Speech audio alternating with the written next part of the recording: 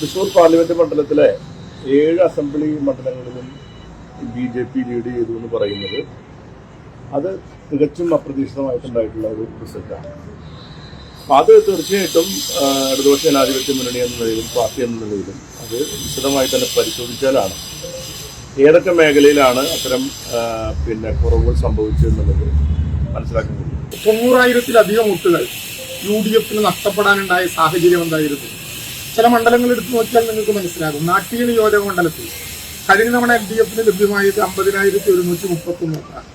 ഇത്തവണ ഇതുവരെയുള്ള കണക്കുകൾ കൊണ്ട് 52,516 വോട്ട്, കഴിഞ്ഞ തവണത്തെക്കാൾ ചെറിയ വർധനവ് ഈ തരംഗങ്ങൾക്കിടയിലുണ്ടായി.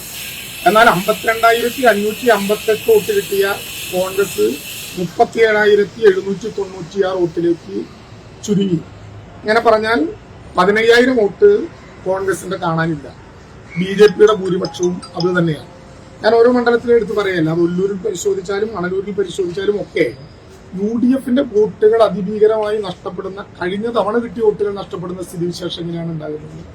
കഴിഞ്ഞ തവണ വിജയിക്കുമ്പോൾ തൃശൂർ ലോക്സഭാ മണ്ഡലത്തിലെ 7 നിയോജക മണ്ഡലങ്ങളിലും UDF ആണ് ഒന്നാം സ്ഥാനത്തുണ്ടായത്. ഫലം ഏതാണ്ട് അവസാനിക്കുമ്പോൾ 5 നിയോജക മണ്ഡലത്തിൽ ദയനീയമായി കോൺഗ്രസ് 3-ാം സ്ഥാനത്തേക്ക് പോകാനുണ്ടായ കാരണമെന്താണ്? ആത്മപരിശോധന നടത്തണം. ഒറ്റ സംശയം മാത്രമേ നമുക്കുള്ളൂ. ബഹുമാനപ്പെട്ട സ്ഥാനാർത്ഥിയും കോൺഗ്രസിന്റെ സമുന്നതനായിട്ടുള്ള നേതാവുമായ കെ മുരളീധരൻ അറിയാണോ അറിയാതെയാണോ ഈ ഡീല് നടന്നിട്ടുള്ളത് എന്ന് ആത്മപരിശോധനയ്ക്ക് ബന്ധപ്പെട്ട ആളുകൾ വിധേയമാണ്. ഒരു സ്ഥാനാർത്ഥിയെ മാറ്റി നിശ്ചയിക്കുമ്പോൾ ഇങ്ങനെ ഒരു അപകടത്തിലേക്ക് കൊണ്ടുവരാനുള്ള ഏതെങ്കിലും വിധത്തിലുള്ള ലാഞ്ചനയുണ്ടോ എന്ന് ഞങ്ങൾ സംശയം ഉന്നയിച്ചിരുന്നു.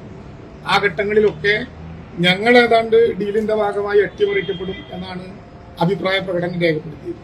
എന്നാൽ നേരത്തെ പ്രിയപ്പെട്ട സ്ഥാനാർത്ഥി ഇവിടെ സൂചിപ്പിച്ചതുപോലെ 2019 ലഭ്യമായ വോട്ടിൽ നിന്ന് 1,00,000-ലേറെ വോട്ടുകൾ പുറകോട്ട് പോയ UDF ഇപ്പോഴും കേവലം പറഞ്ഞിരുന്ന അതേ തിരക്കഥ തന്നെ.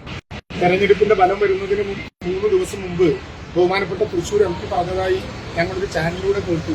തിരഞ്ഞെടുപ്പിന്റെ ഫലം വരുമ്പോൾ നഷ്ടപ്പെട്ടതും ക്രോസ് വോട്ടിംഗ് നടത്തിയതുമായ ബൂത്തുകൾ ഞങ്ങൾ LDFന്റെ സ്ഥാനാർത്ഥിക്ക് കാണിച്ചു കൊടുക്കാൻ തയ്യാറായിരിക്കുകയാണ്. ഞങ്ങൾ സ്വാഗതം ചെയ്യുന്നു. ആ കണക്കുമായി UDF വരട്ടെ, ഞങ്ങളത് കാണാനും വിശകലനം നടത്താനും. കണക്കിപ്പോൾ യാഥാർത്ഥ്യമാണല്ലോ. അതുകൊണ്ട് ഇടതുപക്ഷ ജനാധിപത്യ മുന്നണി മികച്ച പ്രവർത്തനം തന്നെയാണ് ഈ മണ്ഡലത്തിനകത്ത് നടത്തിയിട്ടുള്ളത്.